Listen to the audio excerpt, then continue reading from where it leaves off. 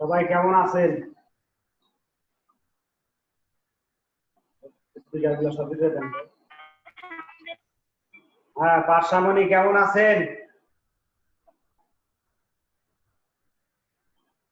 কথা কথা সবাই শুনতে পাচ্ছেন? জি স্যার। জাহিদ হাসান। জি স্যার। কথা শোনা যায়? কথা ছিল সেটা হলো জীবের প্রজননের ধারণা ও গুরুত্ব। জীবের প্রজননের ধারণা ও গুরুত্ব। প্রজনন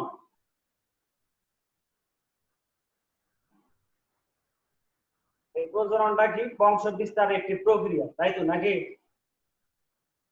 প্রজনন যদি না থাকতো তাহলে নিঃসন্দেহে জীব তার অস্তিত্ব কি হতো? হারিয়ে যেত। কোনো একটা জীব আস্তে আস্তে ওরা মরতে মরতে মরতে মরতে এক পর্যায়ে জীব শেষ, বিলুপ্ত। প্রজনন আছে বিধায় প্রত্যেকটা জীব তার অনুরূপ তার প্রতিকৃতি রেখে যায়, সেজন্যই ওই জীবের অস্তিত্ব বজায় থাকে। হতে পারে শুধুমাত্র ওদের আকার আকৃতি গঠনগত দিক থেকে পরিবর্তনশীল, এটা হতে পারে, তবে তাদের বংশধর টিকে রাখার জন্য, প্রত্যেকটা জীবী তার বংশধর টিকে রাখার জন্য যে পদ্ধতি অবলম্বন করে মূলত সেই পদ্ধতিকে বলা হয় প্রজনন ও জনন। সাধারণভাবে এটি দুই প্রকার হতে পারে, যৌন প্রজনন ও অযৌন প্রজনন। আমরা প্রজনন সম্পর্কেই একটু দেখব।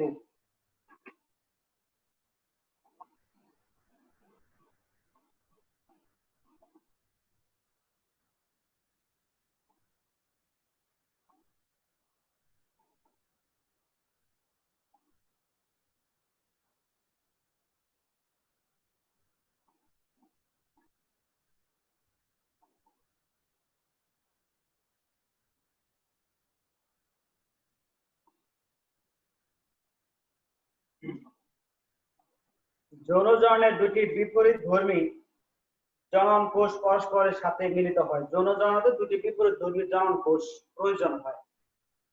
একটি হলো স্ত্রী গ্যামেট, অপরটি হলো পুং গ্যামেট। এই ক্ষেত্রে একটিকে পুং জনন কোষ বা শুক্রাণু স্থান, অন্যটিকে স্ত্রী জনন কোষ বা ডিম্বাণু বলে। এই দুই ধরনের জনন কোষ একই ফুলে বা একই দেহে সৃষ্টি হতে পারে। উন্নত উদ্ভিদে এই দুই ধরনের জনন কোষ একই দেহে সৃষ্টি হয়। তাহলে যদি এই দুটি জনন কোষ পুং গ্যামেট এবং স্ত্রী গ্যামেট যে সমস্ত উদ্ভিদের একই ফুলে এই দুইটি গ্যামেট উপস্থিত থাকে, তাহলে ওই ধরনের উদ্ভিদকে বলা হবে সহবাসী উদ্ভিদ। প্রশ্ন হতে পারে, সহবাসী উদ্ভিদ বলতে কি বুঝি? সহবাসী উদ্ভিদ যদি বই থাকে 233 পৃষ্ঠার ওই 8-10 লাইন পরেই পাওয়া যাবে, দ্বিতীয় প্যারার মধ্যে পাওয়া যাবে সহবাসী উদ্ভিদ বলতে কি বুঝি বা ভিন্নবাসী উদ্ভিদ। প্রশ্নে আসে সহবাসী উদ্ভিদ বলতে কি বুঝি বা ভিন্নবাসী উদ্ভিদ বলতে কি বুঝি। সহবাসী যদি কোনো উদ্ভিদের ফুলে একই সাথে কি থাকবে? পুং গ্যামেট এবং স্ত্রী গ্যামেট, এই দুই ধরনের কোষ যদি একই ফুলে থাকে তাহলে ওই উদ্ভিদগুলোকে বলা হবে যে সহবাসী উদ্ভিদ। সহবাসী উদ্ভিদ। যখন দুই ধরনের জনন কোষে আলাদা আলাদা দেহের সৃষ্টি হয় তখন সেই উদ্ভিদগুলোকে বলা হয় ভিন্নবাসী। আর যদি না থাকে, কোন উদ্ভিদের একই ফুলে যদি এরকম না হয়, বরং দুটি ভিন্ন ভিন্ন উদ্ভিদের, একটি উদ্ভিদের শুধুমাত্র ওই পুংজনন কোষ সৃষ্টি হবে, একটি গাছে অপর আরেকটি গাছে যদি এরকম হয় যে শুধু,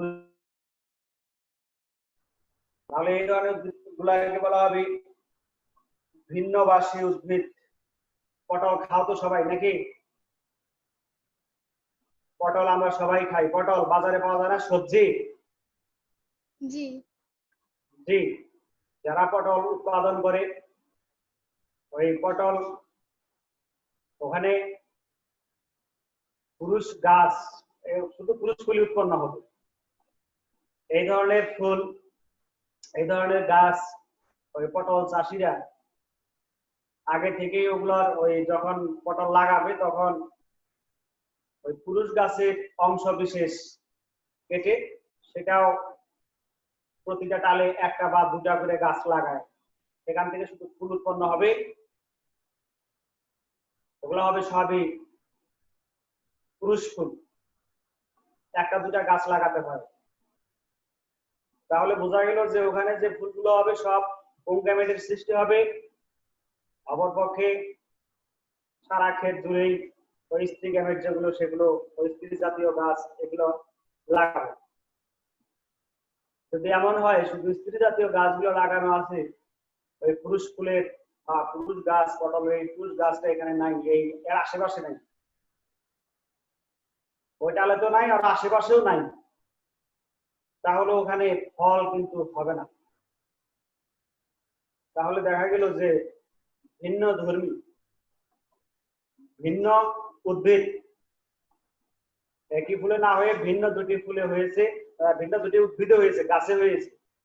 এক গাছে শুধুমাত্র পুরুষ ফুল আর এক গাছগুলোতে স্ত্রী ফুল। তাহলে এই ধরনের উদ্ভিদ গুলাকে বলা হবে ভিন্নবাসী উদ্ভিদ। কি বাসী? তোমায় আমি নইছে ভিন্নবাসী। ভিন্নবাসী উদ্ভিদ। কথাগুলো কি বোঝা যায়? জি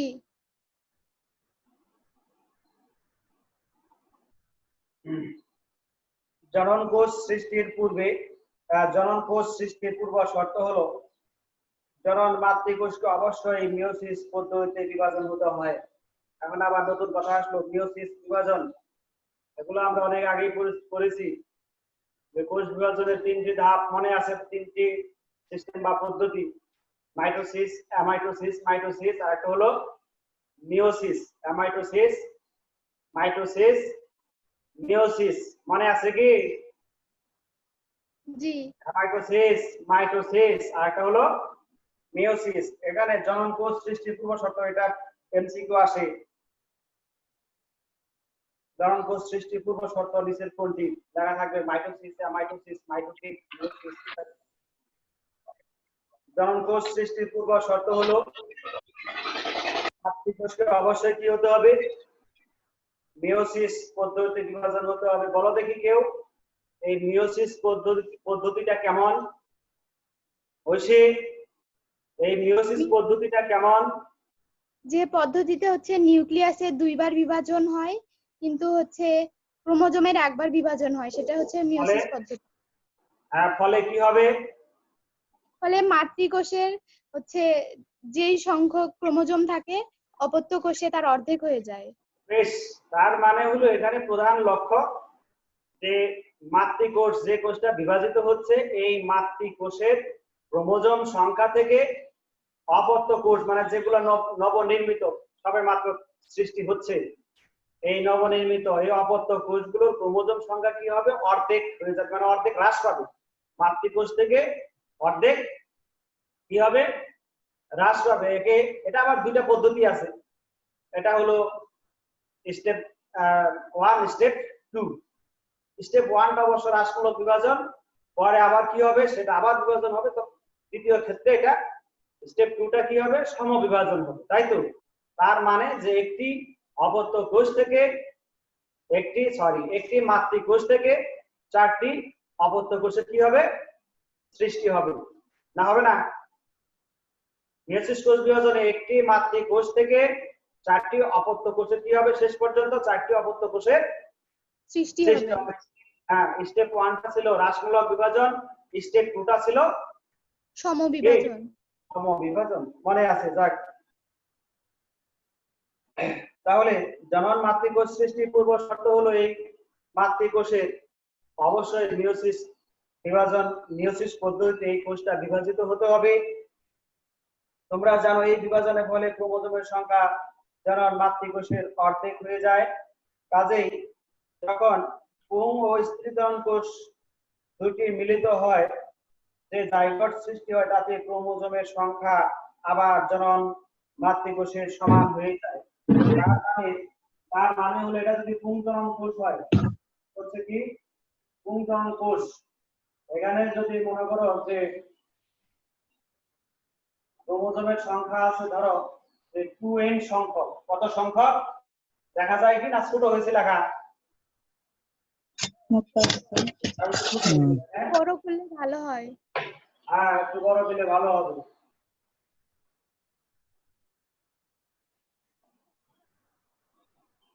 2n সংখ্যক ক্রোমোজোম এটা হচ্ছে পুংজনন কোষ হ্যাঁ পুংজনন কোষে 2n সংখ্যক ক্রোমোজোম এটা যখন বিভাজিত হয়ে একটি জনন মাতৃকোষ থেকে কয়টি 4টি কয়টি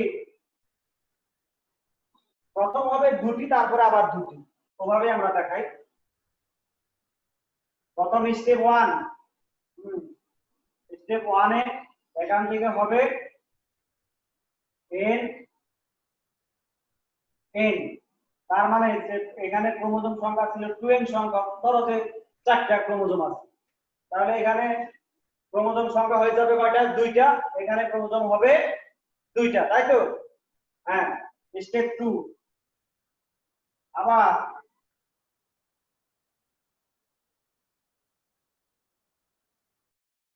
এটা সমবিভাজন এখানেও n সংখ্যক এখানেও n সংখ্যক দেখা যায় কি এই শান্ত ঘোষ বোর্ড দেখা যায় জি স্যার পুংজনন কোষ এরকম ছিল 2n সংখ্যক ক্রোমোজোম এটা স্টেপ 1 স্টেপ 1 এ কি হয়ে গেছে হ্রাসমূলক বিভাজন 2n থেকে শুধুমাত্র n সংখ্যক ক্রোমোজোম n সংখ্যক ক্রোমোজোম এটা প্রথম স্টেপ ছিল যেটা ছিল হ্রাসমূলক বিভাজন আবার স্টেপ 2 এটা আবার সমবিভাজন ঘটছে এখানেও n সংখ্যক ক্রোমোজোম এটা বিভাজন হয়ে এখানেও n সংখ্যক এখানেও n সংখ্যক আবার এটাও বিভাজন হয়ে এখানেও n সংখ্যক এখানেও n সংখ্যক দেখো তো তাহলে স্টেপ 1টা ছিল হ্রাসমূলক বিভাজন স্টেপ 2 এই 1 থেকে 2টা হয়েছে সমবিভাজন তার মানে যদি কল্পনা করি যেখানে 2টা ক্রোমোজোম ছিল যদি কল্পনা করা হয় এখানে কয়টা ক্রোমোজোম 2টা ক্রোমোজোম অথবা 4টা ক্রোমোজোম যেটা তুমি ধরবা না ধরো 2টা ধরলে তাহলে এখানে একটা ক্রোমোজোম আছে এখানে একটা ক্রোমোজোম আছে বিভাজন হয়ে একটা একটা করে হয়েছে তাহলে অর্ধেক করে হয়েছিল তো অপত্য কোষগুলোতে ক্রোমোজোম সংখ্যা তাহলে এটা হবে হ্রাসমূলক বিভাজন আবার এই স্টেপ 1 থেকে যখন স্টেপ 2 সৃষ্টি হয়েছে স্টেপ 2 তে এই একটা মাত্র ক্রোমোজোম থেকে সাপোজ যেখানেও একটা ক্রোমোজোম হয়েছে এখানেও একটা ক্রোমোজোম আছে তার মানে যেখানে সমবিভাজন ঘটছে কিন্তু টোটাল পূর্ণাঙ্গভাবে যদি বলি যে একটি পুংজনন একটি জনন মাতৃকোষ থেকে 4টি নতুন অপত্য কোষের কি হয়েছে সৃষ্টি হয়েছে এবং প্রত্যেকটা অপত্য কোষের ক্রোমোজোম সংখ্যা এই মাতৃকোষের ক্রোমোজোম সংখ্যা থেকে কি আছে অর্ধেক হ্যাঁ পুংজনন তাহলে স্ত্রী স্ত্রী জনন কোষটাও যদি এরকম হয় 2n সংখ্যক এটা স্টেপ 1 এ অনুরূপ n সংখ্যক আর এটা ছিল স্টেপ 1 আবার স্টেপ 2 টাইপ 2 এখানে কি হবে যেটাও n সংখ্যক ক্রোমোজোম সমবিভাজন n সংখ্যক ক্রোমোজোম n সংখ্যক টাইপ 1টাতে এটাতেও একই কাহিনী টাইপ 1 যখন ঘটছিল তখন ক্রোমোজোম সংখ্যা অর্ধেক হয়েছে তার মানে মাতৃকোষ ক্রোমোজোম ছিল 2n সংখ্যক আর অপত্য কোষের ক্রোমোজোম সংখ্যা এখানে দেখতেছি যে অর্ধেক 2n এর অর্ধেক কত n দুই দ্বারা ভাগ করলে 2 আর 2 কাটা n সংখ্যক তাই স্টেপ 2 তেও একই কথা বা টাইপ 2 তেও একই কথা, যে এখানে ক্রোমোজোম সংখ্যাটা শুধুমাত্র সমান আছে, এখানে অর্ধেক হয়েছিল কিন্তু এখানে সমান আছে, ওই সমবিভাজন। প্রথম করছে হ্রাসমূলক, দ্বিতীয়বার হ্রাসমূলক। এবার দেখো আমার যেটা মূল উদ্দেশ্য ছিল যে পুংজনন কোষ আর স্ত্রী জনন কোষ এরকম যখন ক্রোমোজোম সংখ্যা মিয়োসিস বিভাজন হলে এরকম অবস্থান হবে, আর যখন জাইগোট দশার সৃষ্টি হবে তখন পুংজনন কোষের যে এন, স্ত্রী জনন কোষের যে পাশ থেকে একটা এন, তাহলে এই দুইটা এন সংযোগে কি হবে 2n, দুইটা এন এর সংযোগে ঘটবে 2n। তাহলে এবার দেখো যে এই নতুন একটা কোষ, এটা এই কোষের একটা এক অংশ, এই কোষের এক অংশ মিলে আবার কি হলো জাইগোট দশার সৃষ্টি হলো। জাইগোট দশার সৃষ্টিতে আমরা এখানে দেখতেছি যে 2n সংখ্যক ক্রোমোজোম আছে, তার মানে যে ওই যে পুংজনন কোষের মাতৃকোষের ক্রোমোজোম সংখ্যা, মাতৃকোষের ক্রোমোজোম সংখ্যা আর নতুন যে নতুন নবনির্মিত নতুন অবক্ত কোষের ক্রোমোজোম সংখ্যা এখন কি আছে, সমান আছে। হ্যাঁ, এই জন্য কি হয় যে এদের বংশ বিস্তার বা এদের ভবিষ্যৎ প্রজন্ম যারা আসবে তাদের গুণাগুণ ওই পূর্বপুরুষদের মতোই বা পূর্ব জাতির মতোই তাদেরও কি হবে, বংশধর অক্ষুণ্ণ থাকবে। সেই কথা এখানে বলছে যে ক্রোমোজোমের সংখ্যা জনন মাতৃকোষের অর্ধেক হয়ে যায়, কাজেই যখন পুং ও স্ত্রী জনন কোষ দুটির মিলিত হয়ে যে জাইগোট কোষ সৃষ্টি হয়, যে জাইগোট দশার সৃষ্টি হয়, এটা সৃষ্টি হয় তাকে তাতে ক্রোমোজোম সংখ্যা আবার জনন মাতৃকোষের সমান হয়ে যায়। এই জনন মাতৃকোষের যে যতগুলা ক্রোমোজোম ছিল, এই জাইগোট দশার যে জীবের সৃষ্টি হবে, জাইগোট দশায় যে জীবের সৃষ্টি হবে, জাইগোট দশায় যে জীবের সৃষ্টি হবে সেখানে ক্রোমোজোম সংখ্যা কি হবে, সমান হয়ে যাবে। এই এগুলো সমান হয়ে যাবে, সে কথাই বলছি। পরে এই জাইগোটটি মাইটোটিক কোষ বিভাজনের মাধ্যমে বারবার বিভাজিত হয়ে একটি নতুন জীব সৃষ্টি করবে। এটা আবার কি হবে, মাইটোটিক বিভাজন। প্রশ্ন আসতে পারে মাইটোটিক বিভাজন কি, বলবো আমরা যে জাইগোট কোষ বিভাজিত হয়ে যখন একটি দেহের সৃষ্টি হয়, এই জাইগোট কোষ বারবার যখন বিভাজন হবে, এই জাইগোট কোষটির যে প্রক্রিয়ায় বারবার বিভাজন হয় সেই প্রক্রিয়াকে বলা হয় মাইটোটিক বিভাজন। এটা একটা নাম, মাইটোটিক বিভাজন। আবার এটা মাইটোসিস, মিয়োসিস এগুলো বলা যাবে না, মাইটোটিক বিভাজন। মাইটোটিক বিভাজনটা কি, যখন পুনর্জনন যখন কি জাইগোট দশা, যে পর্যায়ে জাইগোট কোষটি যে ভাবে বা জাইগোট কোষটি যেটা 2n সংখ্যক জাইগোট কোষটি যে প্রক্রিয়ায় বারবার বিভাজিত হয়ে একটি পূর্ণাঙ্গ জীবের সৃষ্টি হয়, এই বিভাজনকে বলা হবে মাইটোটিক বিভাজন। তারপরে আসি, বারবার বিভাজিত একটি নতুন জীবের সৃষ্টি করে, এভাবে একটি জীব বহু জীবের জন্ম দিয়ে থাকে। এই প্রক্রিয়ায় জীব তার ভবিষ্যৎ বংশধর সৃষ্টি করে এবং বংশধারা রক্ষা করে। প্রজনন না হলে জীবের অস্তিত্ব বিলোপ হয়ে যেত। তার মানে প্রজনন না হলে জীবের অস্তিত্ব কি হয়ে যেত, ধ্বংস হয়ে যেত বা বিলুপ্ত হয়ে যেত। ব্যাকটেরিয়া থেকে শুরু করে মানুষ পর্যন্ত সকল জীব এভাবে বংশধর সৃষ্টি করে প্রজাতির অস্তিত্ব টিকিয়ে রাখে। প্রত্যেকটা জীব প্রজননের মাধ্যমে তাদের বংশধরকে টিকিয়ে রাখে। তবে কি উপায়ে প্রজনন ঘটবে তা জীবের বৈশিষ্ট্যের উপর নির্ভর করে। এই জন্যই নিম্ন শ্রেণীর জীব কোষ বিভাজনের মাধ্যমে জনন ঘটায়, আবার উচ্চ শ্রেণীর জীবে জটিল প্রক্রিয়ার মাধ্যমে যৌন সংঘটিত হয়। তাহলে এই জন্যই নিম্ন শ্রেণীর জীব কোষ বিভাজনের মাধ্যমে জনন ঘটায়। নিম্ন শ্রেণীর জীব কোষ বিভাজনের মাধ্যমে জনন ঘটায়, আর উচ্চ শ্রেণীর জীবে জটিল প্রক্রিয়ায় যৌন সংঘটিত হয়। যৌন জননের তুলনায় বেশ জটিল, শ্রম সাধ্য এবং সময় সাপেক্ষ একটি প্রক্রিয়া হওয়া সত্ত্বেও যৌন জনন বিবর্তনের ধারায় জীব জগতের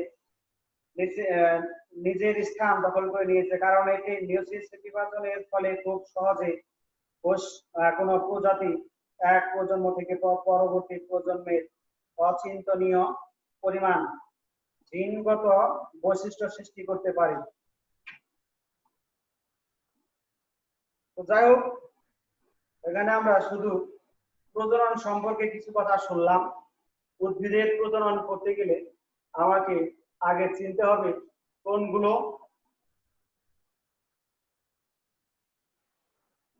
উদ্ভিদের কিছু বৈশিষ্ট্য বা বিভিন্ন ধরনের ফুল। উদ্ভিদের ফুল ফল হয়েই থাকে সচরাচর, তবে এদেরকে বিভিন্ন ভাগে ভাগ করা হয়েছে।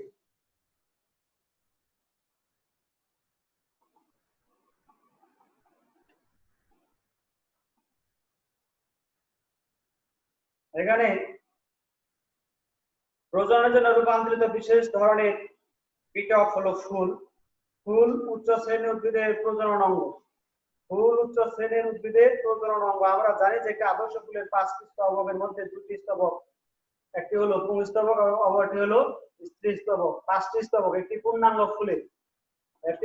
ফুলে কয়টি স্তবক থাকবে, কয়টি অংশ থাকবে? 5টি। কি কি 5টি? 5টির মধ্যে 2টি আছে, একটি হচ্ছে পুংস্তবক, অপরটি হলো স্ত্রীস্তবক। আরেকটি হলো কি? আর 3টি হলো, একটি হলো পুষ্পাক্ষ, হ্যাঁ, আরেকটি হলো বৃতি, আরেকটি হলো দলমণ্ডল। তাহলে এই 5টি অংশ যদি কোনো ফুলের থাকে তাহলে সেই ফুলটাকে বলা হয় সম্পূর্ণ ফুল। আর যদি 5টি স্তবক যদি না থাকে, উক্ত ফুলগুলোকে আমরা বলি অসম্পূর্ণ ফুল। যাই হোক, আমরা আরেকটু নিচে দেখি। যারা সরাসরি প্রজনন অংশ নেয়, অন্য স্তবকগুলো সরাসরি অংশ নেয় না। এই পুংস্তবক এবং স্ত্রীস্তবক, এই 2টি স্তবক সরাসরি প্রজনন অংশ নেয়। বাকি 3টি যে আছে, পুষ্পাক্ষ, বৃতি বা দলমণ্ডল, পুষ্পাক্ষ, বৃতি বা দলমণ্ডল, এরা সরাসরি প্রত্যক্ষভাবে না নিয়ে বরং পরোক্ষভাবে এই প্রজননের অংশ নিয়ে থাকে। যে ফুলের এই 5টি স্তবক উপস্থিত থাকে তাকে বলা হবে সম্পূর্ণ ফুল। সম্পূর্ণ ফুলের উদাহরণগুলো মনে রাখতে হবে। জবা, ধুতুরা ফুল। এর যে কোনো একটি স্তবক না থাকলে সেই ফুলকে সম্পূর্ণ অসম্পূর্ণ ফুল বলে, যেমন লাউ বা কুমড়া। বৃন্তযুক্ত ফুলকে স্ববৃন্তক, যেমন জবা। যাদের বৃন্ত থাকবে তারা স্ববৃন্তক, যাদের বৃন্ত থাকবে না তারা তারা বলা হবে বৃন্তহীন। বৃন্তহীন ফুলকে অবৃন্তক। স্ববৃন্তক আর অবৃন্তক। স্ববৃন্তক যে সমস্ত উদ্ভিদের ফুলের বৃন্ত থাকবে তারা হচ্ছে স্ববৃন্তক, আর যাদের বৃন্ত থাকবে না তারা হলো অবৃন্তক।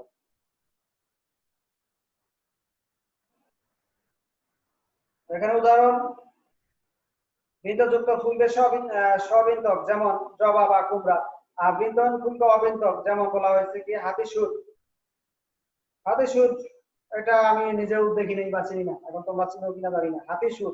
তবে এখানে বলা হবে যে ফুলগুলোর অনেক ফুল আমরা দেখি যে বৃন্ত থাকে না, যেগুলো থাকবে না সেগুলি হলো অবৃন্তক। যখন কোনো ফুলের পুংস্তবক ও স্ত্রীস্তবক দুটোই উপস্থিত থাকে, পুংস্তবক আছে আবার স্ত্রীস্তবকও থাকে, তখন তাকে বলা হয় উভয়লিঙ্গ ফুল। যেমন জবা বা ধুতুরা, ওই যে মাঝখানের দণ্ডটা, ওটাতেই আবার ওটার মাথায় থাকে পরাগধানী, আবার ওটাতেই ওই পুংকেশর গুলো লাগা থাকে, এই জন্য বলা হচ্ছে তারা যে উভয়লিঙ্গ ফুল। জবা বা ধুতুরা।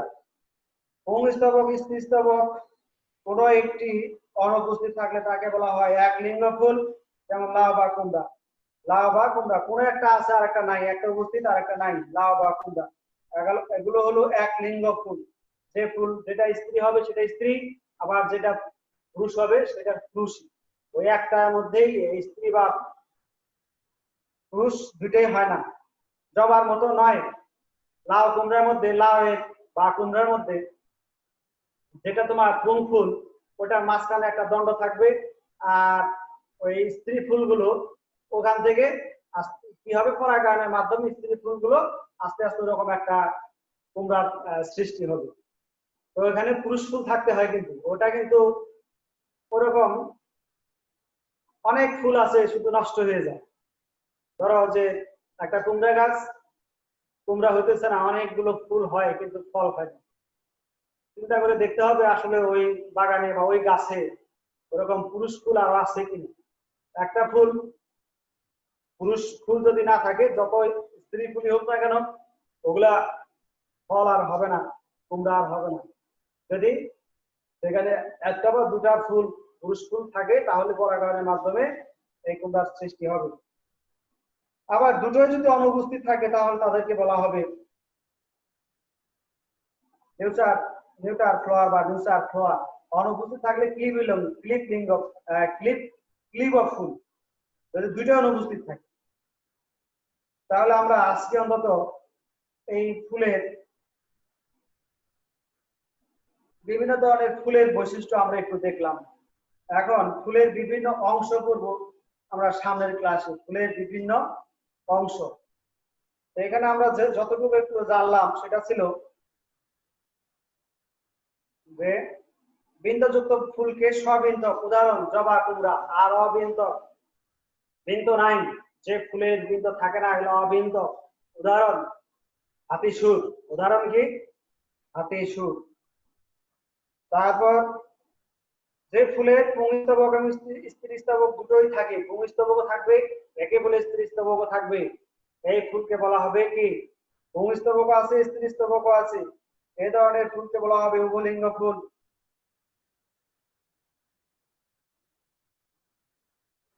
কোন ফুলের পুংস্তবক এবং স্ত্রীস্তবক দুটোই উপস্থিত থাকে তাদেরকে বলা হবে উভলিঙ্গ ফুল, বাইসেক্সুয়াল ফ্লাওয়ার। আচ্ছা, সবাই ভালো থাকবেন, সময় আমার শেষ। সবার সুস্বাস্থ্য কামনা করে আজকে এখানে শেষ করছি।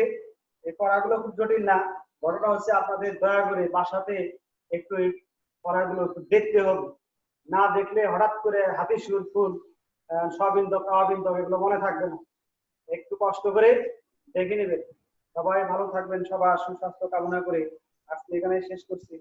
খোদা হাফেজ।